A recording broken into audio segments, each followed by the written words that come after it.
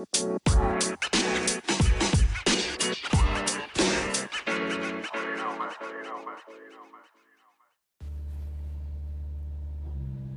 guys.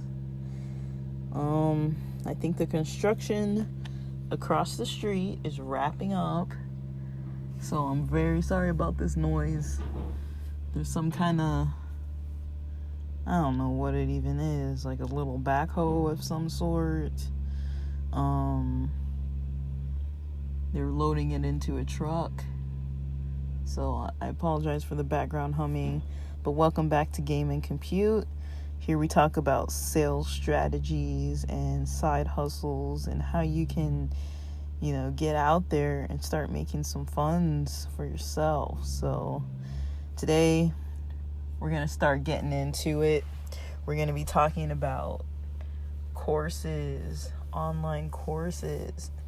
And it's not what you think. I don't have a course that I'm trying to sell you, so please don't tune out right now. I'm mostly just introing that.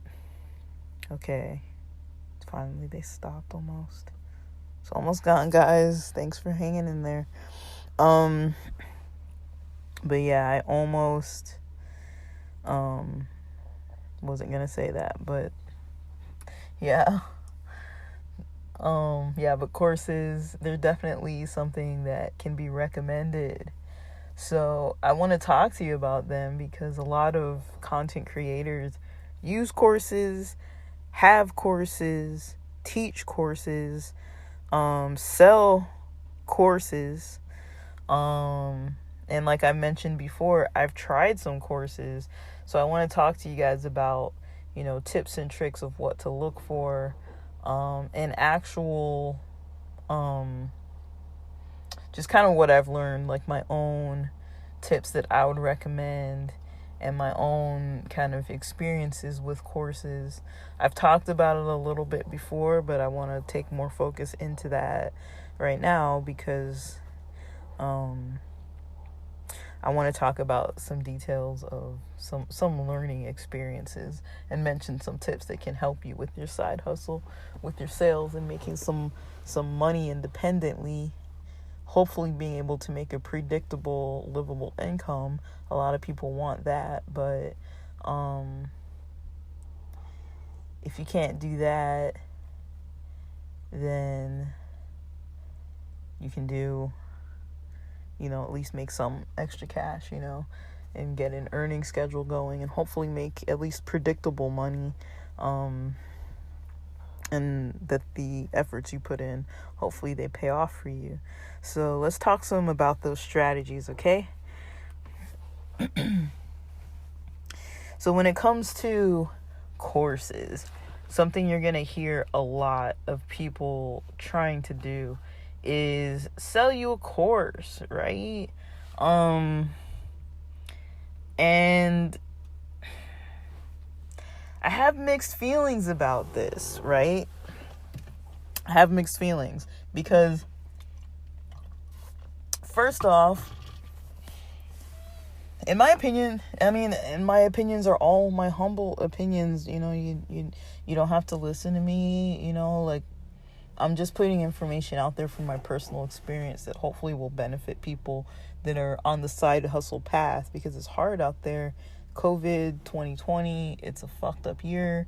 A lot of people are trying to make some income, but at the same time, there are a lot of people who are just trying to make money that are scamming other people and getting their bag, and they're not really paying attention to the damage they're doing. So there are all these different layers to courses, right? So let's think about just in general, and I'm not going to go in too much detail about this, but let's think about just in general. You're in kindergarten, you're in first grade, you go through, what is it, like middle school, junior high, high school. There's the possibility for college, university, higher degrees, you can get a bachelor's, master's, doctorate, and become a doctor, get multiple doctorates. I don't know, do what you got to do. But that's traditionally what classes look like, right? For the longest time, up until quite a bit recently, I'm sorry, guys, with the trucks. It's like this all the time over here. Up until quite recently, when online universities and accredited online courses, online schooling, where you can actually get a legit degree that was recognized, just as recognized as brick and mortar school, traditional school, in-person school degrees. I don't know why people think online learning is easier, because it really does take a lot more motivation. I understand people think, okay, it's hard to get up out of bed and go somewhere and be somewhere and sit somewhere, drive somewhere and be where you don't want to be, right? Like, a lot of people think that, oh, I'd rather just stay home.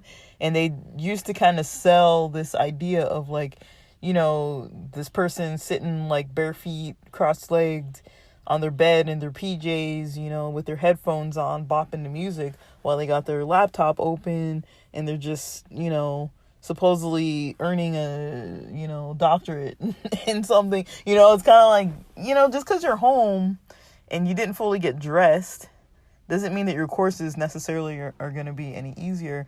Like, basically, when you think of it, lectures, listening online, you can learn the same information as you would learn sitting in a classroom. Now, it might not be as interactive with classmates, cohort mates, teachers asking questions, and there's no like give and take a lot of times because it might not be live. But now with COVID and with quarantine and everything's on Zoom or something like it, you know, you hear for it. I don't think I'd ever really used Zoom even before, you know, all of this. And I'm quite a computer savvy person. I want to say I've used Discord for in like different like multiplayer games and Steam and different, like a lot of different stuff, but I don't think I'd ever really used Zoom.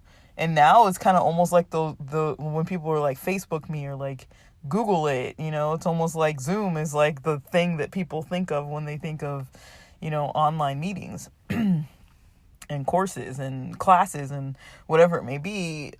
Zoom, even if it's not Zoom, people might call it Zoom. So it's just something like that I'm kind of getting off topic. But anyways, going back to talking about the traditional brick and mortar school style of learning, people do have this mindset that for some reason learning online is easier. So you can take anything from a full degree certified kind of degree course, right, from like major types of like from majors that you would have like in a university, in a college, English major, psychology major, political science majors, biology major, whatever it may be, and those are major fields. So you can get degrees in these major fields.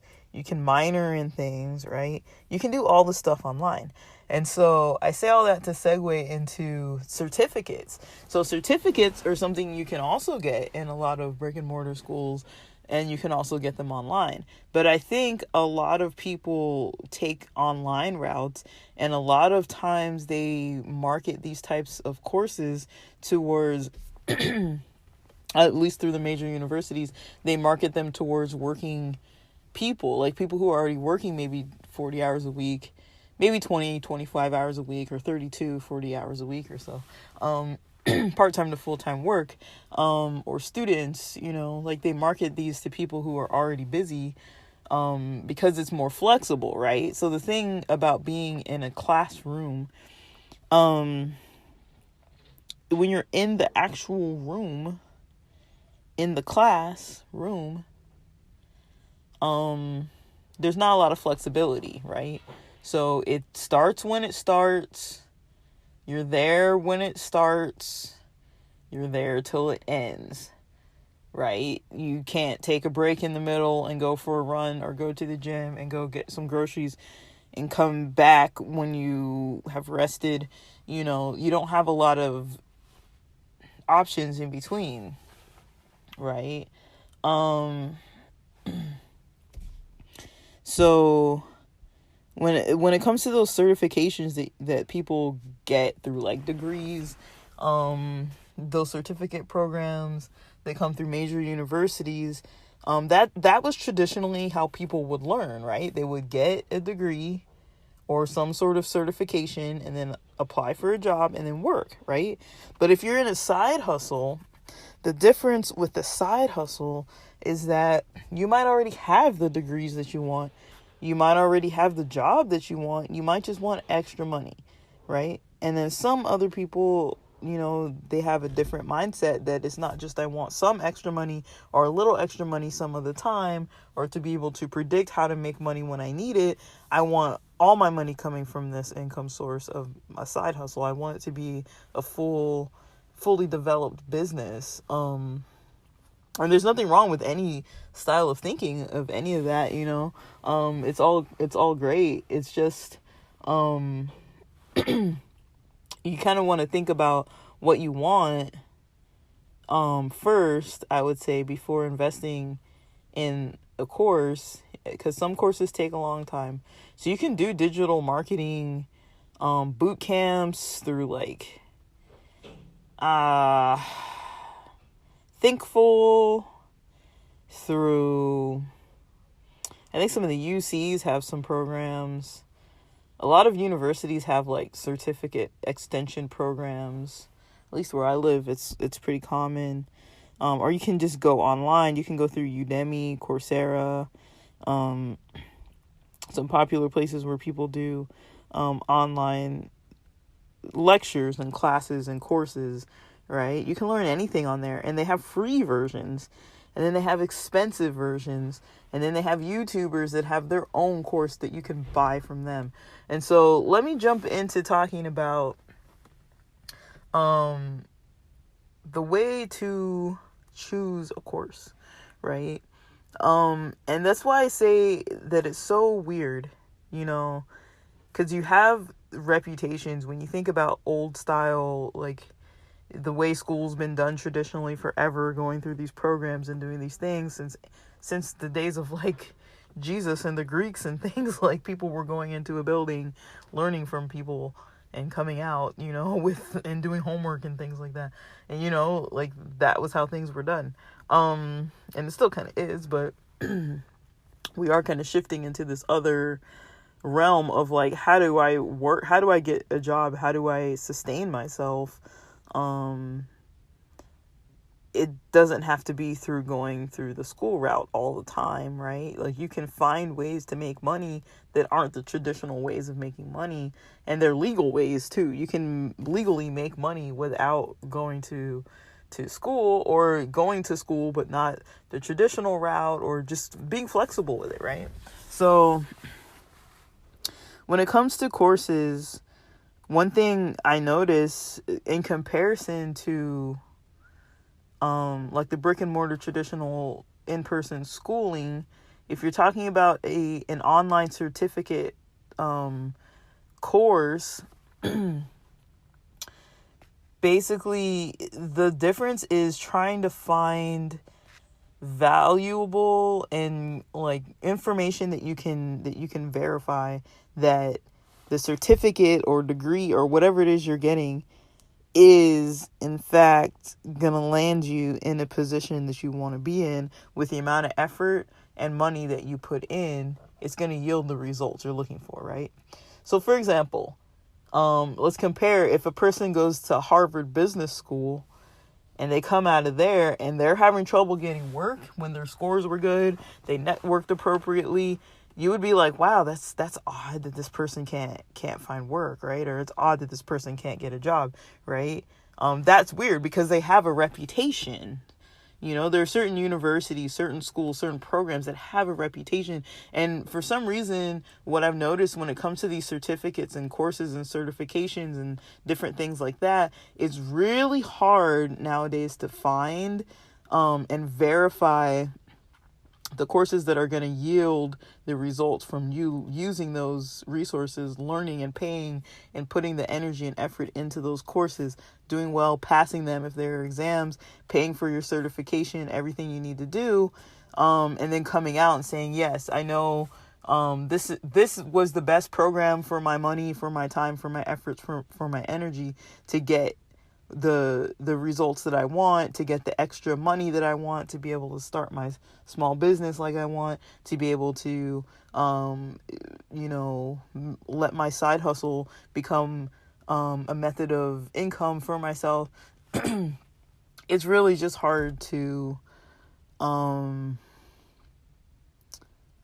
predict, right? So that is what I find, and I hope that's making sense, but that's the hardest thing I've noticed, is going between, things that you would learn before, where it's like, hey, I'm going to work my butt off to get into this school, because I know if I get into the school and major in this topic or this subject and get into this field, I'm going to find a job, I'm going to be able to sustain myself, make a livable wage.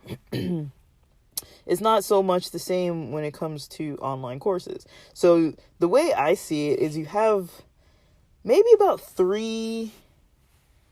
maybe about 4 types of online courses. So there are the traditional brick and mortar schools that have converted certain courses or certain coursework or certain programs into an online version. So it's basically the internet version of the school that already has a good reputation, right?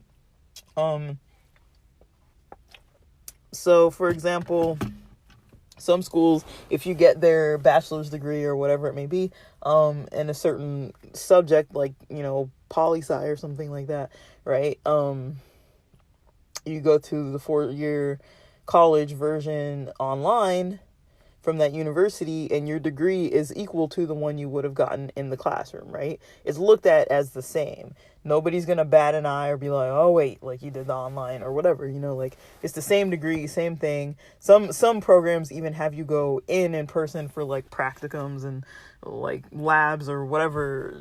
Some of it might actually still need to be in person, on site, or some kind of like boot camp weekends or boot camp 2 weeks or something like that, where they just cram in a bunch of like clinicals or something, depending what field you're in.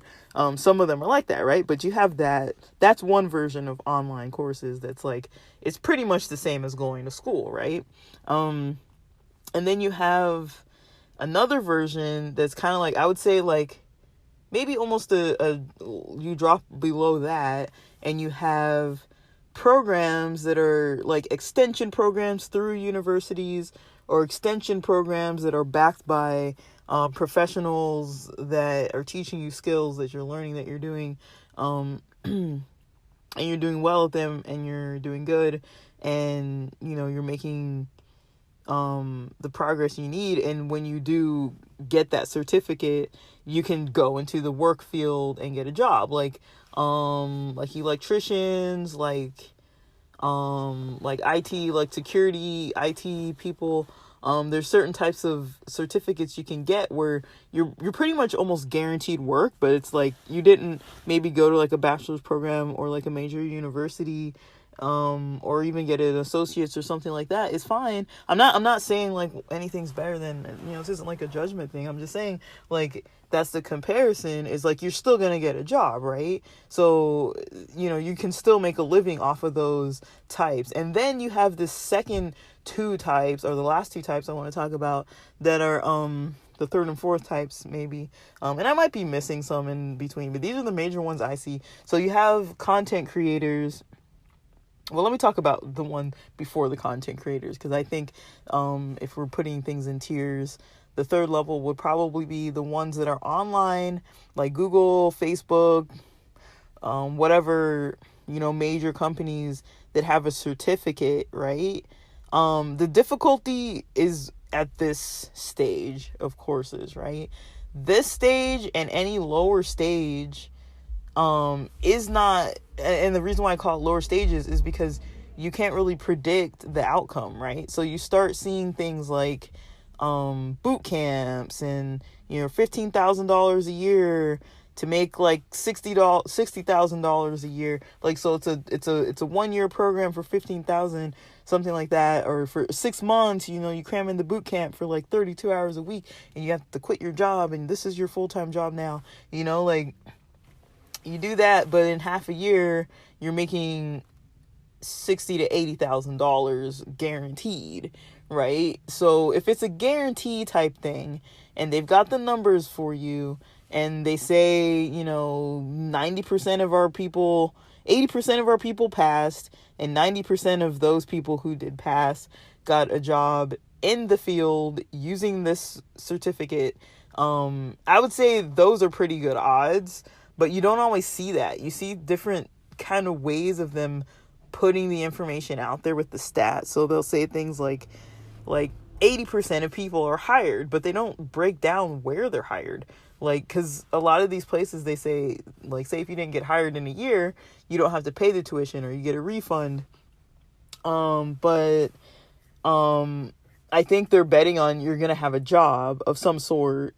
You're either going to be able to use that certification to get a bump up in a pay raise and a better job in the field you're in if you're already in that field, or you're going to be able to start in that field and make more money than you already potentially were making, something along those lines, right? But yeah, that's the breakdown that you see, is the people with the solid stats, right? And then the people with the stats that you're like, I don't really know. I really have to read this too much. And there's all these footnotes and, like small print, and like you can't find a review anywhere online to save your life. You search on it. For me, it's always a red flag. If I can't find a review on YouTube or online anywhere, if I can't find a review from your average Joe Blow, and it's not like, the Harvard professor of the year talking about Harvard, or the person who developed this course, like that WazU, and then you got Wozniak up there talking about how, maybe he funded the course, but I think they're using his name, but they're not really using him as an actual person, like as his knowledge, I think they're using his name. They're not really using his knowledge to make their course better. I think they're using his name as like a branding selling point.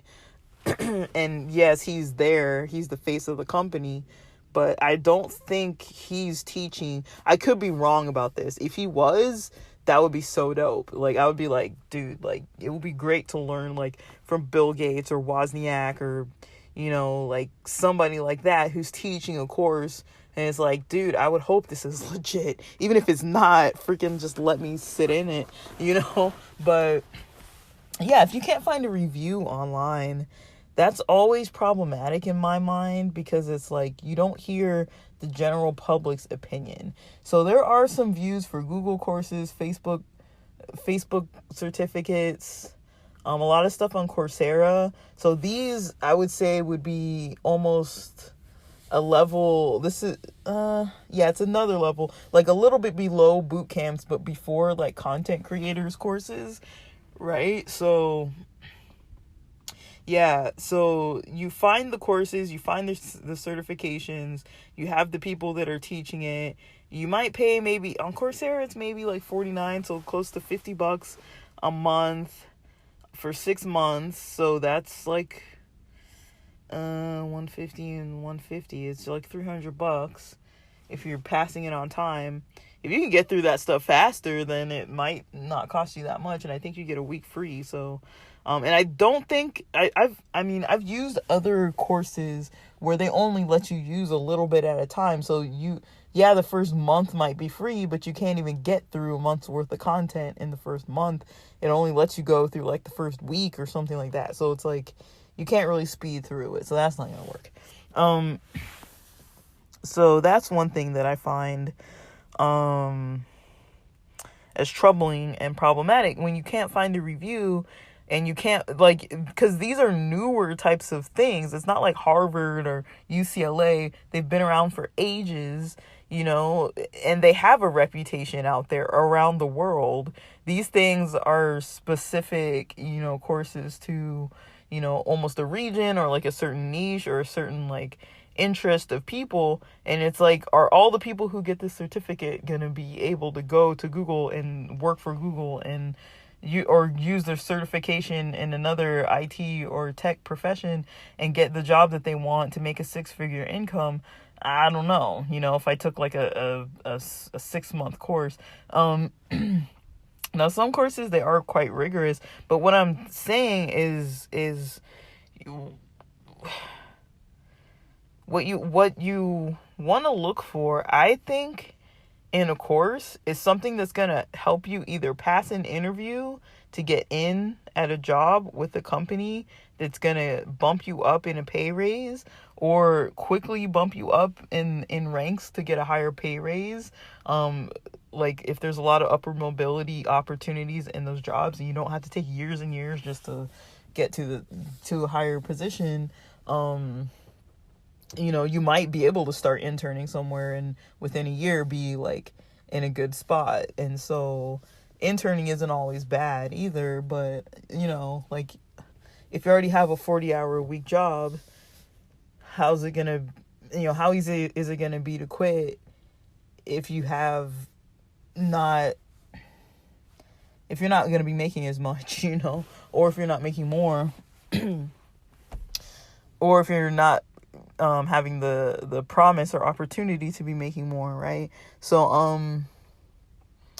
those are things that you'd want to consider, really. You want to consider what it is that they're offering, and is it going to get you what you want? And then when it comes to courses that are, how do I say this?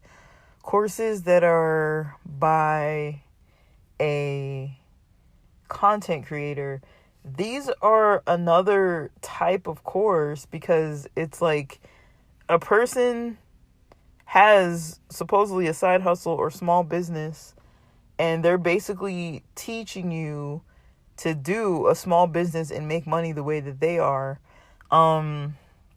Things to look out for. If the content sounds too good to be true, and there's too much clickbait, and there's too much false promises, and there's nothing practical that you can apply to test.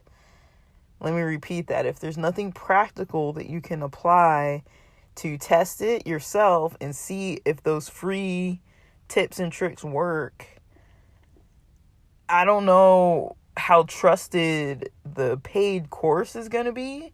And if you can't find a review on the paid course, I don't really know, how to tell if it's going to work, right? Unless it has like a refund opportunity. So I can tell you some that I used that worked really good. So one of them that comes to mind, and I can't think of the exact name, but there's a man, he's very popular, Caucasian gentleman. He has a lot of energy, talks kind of fast. I want to say he's probably like late 40s, early 50s. Kind of has like a squarish head from what I remember. He did iPhone repair and sales, right? So it was a side hustle of basically replacing batteries and screens on iPhone 6 or 4 or 5.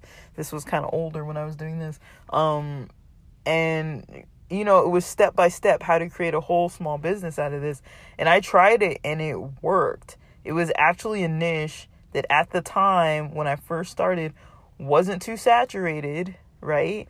So when I first did this, I was actually buying cracked, not like software cracked, but like physically cracked, like hardware cracked screens on iPhone 6, and it was just the screen that needed replacement. I was able to test them out. I was able to, I had my whole rubric that I would go through to make sure that all I needed to replace was the screen, and this would be a valuable working phone for someone else at a profit of nearly $80 per, right?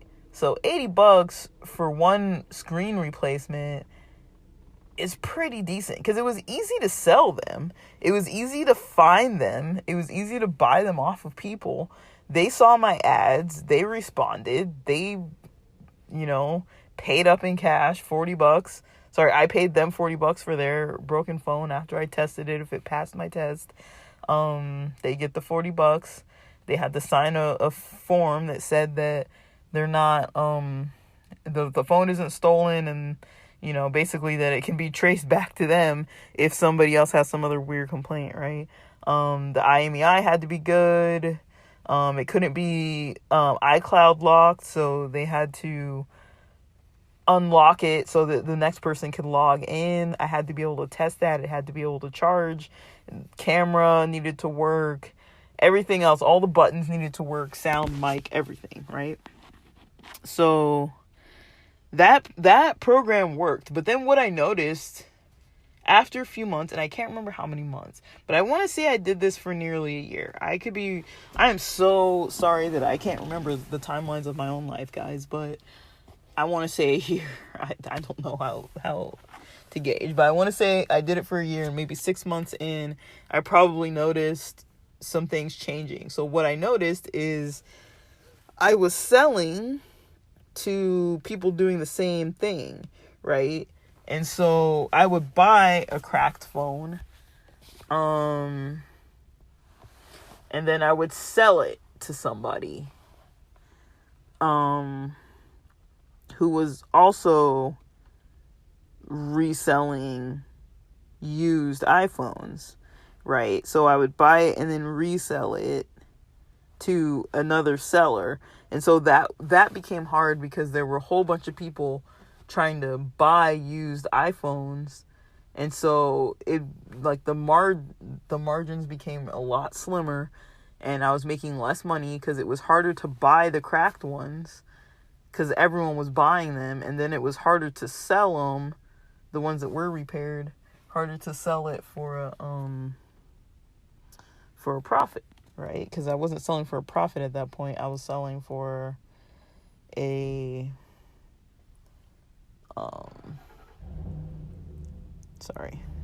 trucks. I wasn't selling for a profit. I was actually selling for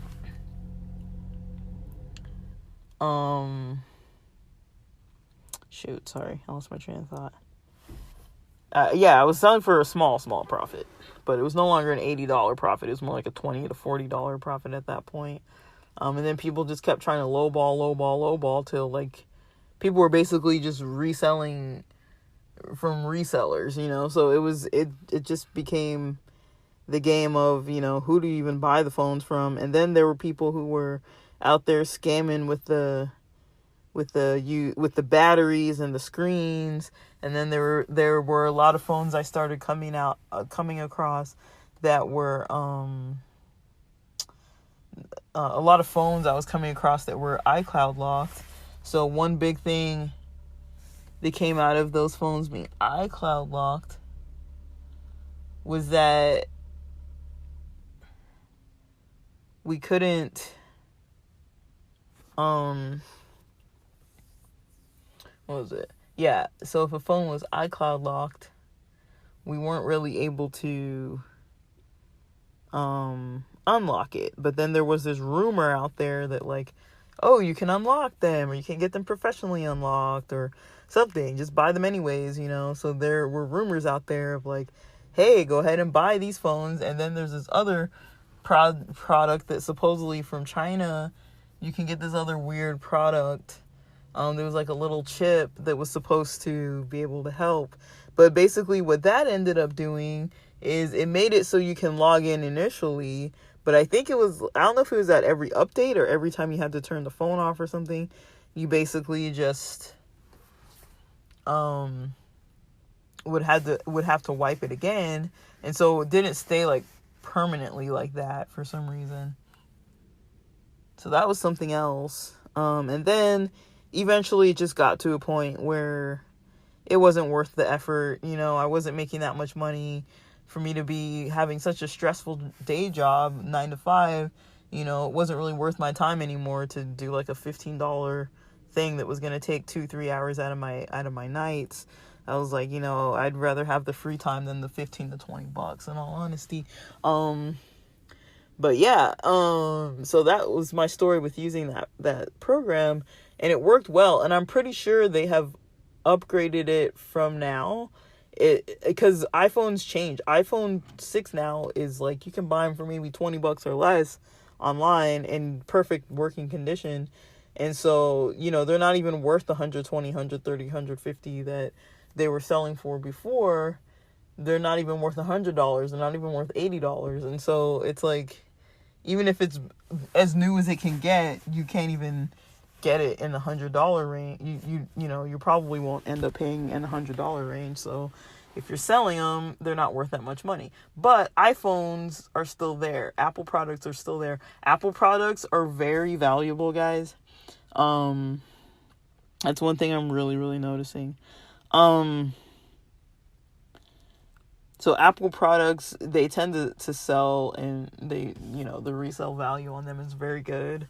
And if you know how to repair certain things or anything along those lines, it's usually going to be a pretty decent side hustle. But you do have to keep up with the technological changes and advances. So things like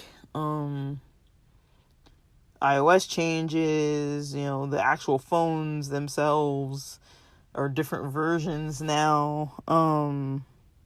Are we on 12 yet? I don't even know what version of iPhone we're on. I want to say we're at the end of 2020. I want to say we're going to be at the 12, right? I could be wrong. I've lost track. But this was back in the heyday of the 6. So, it worked though. It was good. And that was just a few years ago. And for like a year almost, or at least 6 months, it was good. And I came in later in the game. And I found other niches that worked. In the collectors kind of items. I would just say the main thing about collectors items are that the market for them changes. It fluctuates throughout the year, and it's hard to figure out those trends of why and when people buy certain stuff. So some things aren't even seasonal, but you'll notice maybe around the holidays people buy more of it for gifts for people. Or I don't know. Like some things are, if it's like international stuff, some things are impacted by other economies. So if another, if the value of some dollar, of some money drops in some other country and it's a collector's item, it's gonna impact, you selling that item too. So that's one thing. Another thing would be, courses that don't work. So I've come across courses that, you can listen for like hours and days and not get one tidbit of information that you could ever use, right? And it might be because, you might know the field, so it might all be like old information to you. But sometimes, like, I've come across those kind of things where I'm like, man, like, this person just going in circles talking about the history and the theory, and if you want to make more money, and if you want to, own your own business, it's not that hard. You can buy my course and you can do, it's kind of like, dude, like, I already bought it. Like, tell me how to do something, like, what can I implement? Give me some homework. What am I doing every day other than listening to you talk and motivate me? I don't want that. I can do that for free. I don't need to pay $90 a month to be motivated.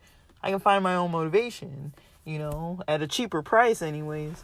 But yeah, motivation is key, but goodness, they're promising things sometimes that they don't deliver. They're not delivering skills or tips at all. I can't remember the name. There were these two ladies, young ladies. I want to say they were like maybe in their 30s or late 20s.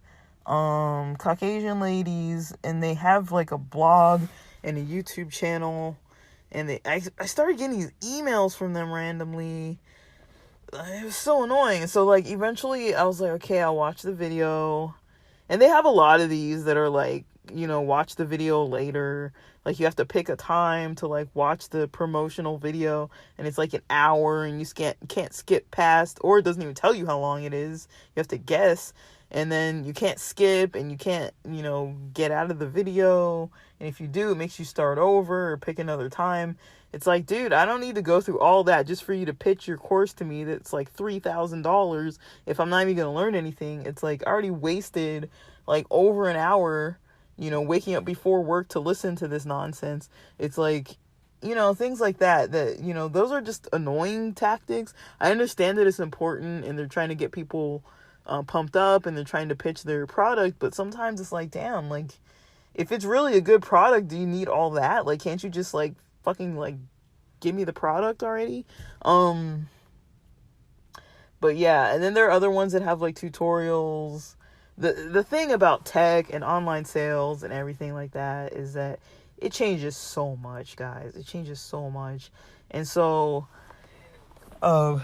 excuse me, that's where it gets complex, is that it changes so much that it's really hard to know what to do and think, right? Because it's like, dude, this is changing all the dang time. Like, like I mentioned, I want to say the iPhone 6 thing that I was doing was maybe like 3 years ago.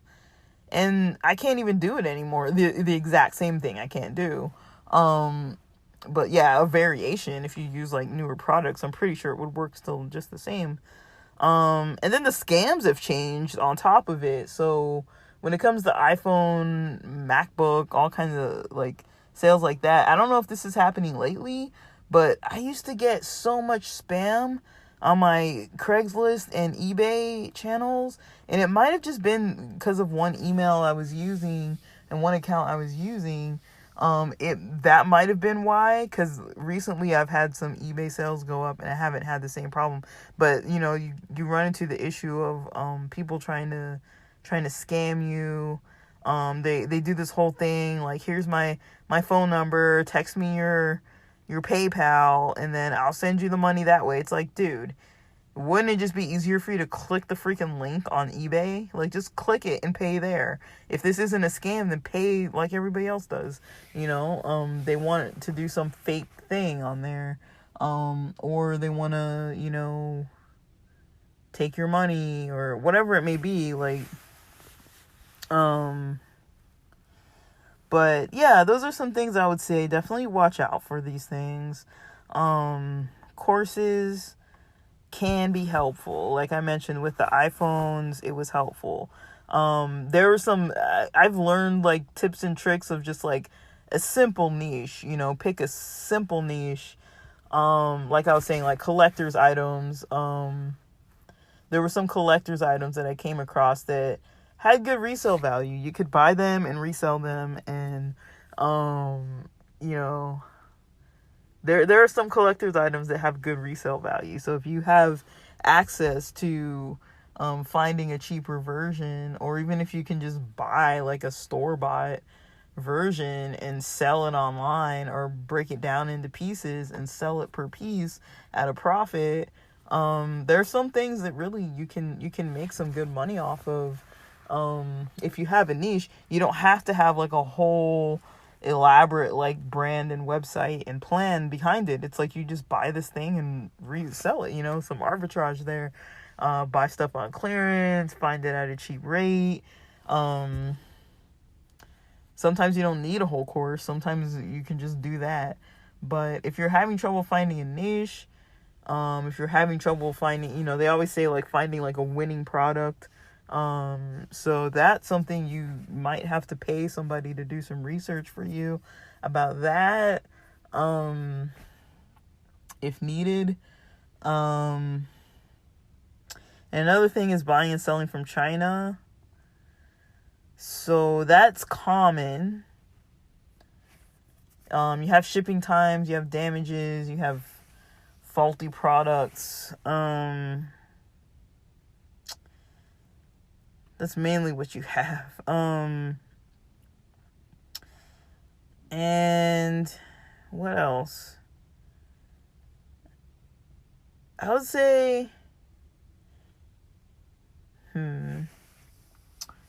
what else are options? So in addition to retail arbitrage or just finding some winning niche, some winning product, or something in a niche that's just simple, easy, straight to the point. You have a product, you have an audience that likes that product, that will buy it, and you have a rate that you set that you like that rate, and you're able to find it cheaper and sell it at a profit. And you like the amount of profit you're going to get. So if you find all of those categories, you might just have a niche on your own that you can work with without having to do too much. But if you want to scale up from there, if you want to make it more predictable, if you want to make something more solid or add products, or, you know, make a whole store of it, or make a small business of it, or make it your full-time work, or if you're, you know, doing it specifically for a reason, it's good to consider courses. When you need more training, when you need more info, when you notice I'm doing these things and I'm not getting any money, it's good to look and find out why, if you can't find out on your own. I'm telling you guys, one method, I mean, I've spoken on this, I think, multiple times, but one method really is finding a way to test things, you know, test products, test content, you know, test it on YouTube, test it on eBay, test it on, you know, Instagram, test, you know, what do people want to see? What do people want to hear? What are people watching when you post it? What are people commenting on when you post it? What are people reading when you post it? You know, what are people viewing when you post it? What are people ignoring when you post it, right? You can get data that way and stick with the things that you like and other people like. I mean, you don't want to just do it to get an income, right? You want to do it to provide value to your customer, right? So if you have a method to not just sell a product, but to make the experience of buying, as well as the experience of learning about the product and viewing it from your content, if someone gets value out of that, if they get pumped up about it, or find out why, like every time you post a video with an affiliate link and you talk to people about it and you pitch it and you want them to buy it through your affiliate link, but every video you provide a tip or trick on how it's beneficial, how the item is something that, you know, has a health benefit to it, maybe something that you've learned that you like, that interests you, or that's interesting, that people can tune in, and like they're basically just doing you the favor of purchasing through the affiliate link, but you know, they're purchasing it because they like your content, because they find you interesting, because it's entertaining, because you're giving them advice on their health that they want. They're getting something out of it, right? So when it comes to these things, you know, you can test what it is that people like, what they want to see, what they want to do with your product, where the holes are, where people aren't benefiting, and fill those in. When you're trying to sell something, fill those in for people. If you know about what you're selling and you're hardcore into whatever it is, you know, like I was an iPhone user forever. I still am. And not forever, but, you know, for a long time. I love iPhone. So I understand when somebody's like, you know, oh, like I need a phone, you know, like I need a phone like now. Like, yeah, I'll be there. Like, I'll drive to you. I'll get you that phone, and I got a reduced rate. Hey, let me knock like $10 off of it if you can do it tonight. You know, like, you know, $120 cash instead of 10. I'll give you my number and verbal and written, you know, information about if it doesn't work within 24 hours, you can come to me. We can return it for the full rate of $120. You know, I'm not here to scam you. You know, like I'm here to not only make a profit off the phone, but to provide phones for people who need them in an emergency. Who are just, you know, somebody who's, hey, it's late. Their kid tried to bathe the phone, and I need my freaking phone for work in the morning. This is an emergency. Yeah, I'll come to you. I'll give you your phone, and you get a reputation like that, different things. So yeah, I mean, this is no longer about courses anymore. I know I'm kind of rambling a lot, but yeah, when it comes to knowledge needs, improvement needs, trying to find out why you're not making money, maybe, it's good to test. So courses, the reason why I'm mentioning testing is because courses aren't the only method of learning. I mean, you can learn by the data that you have if you have something to test, right?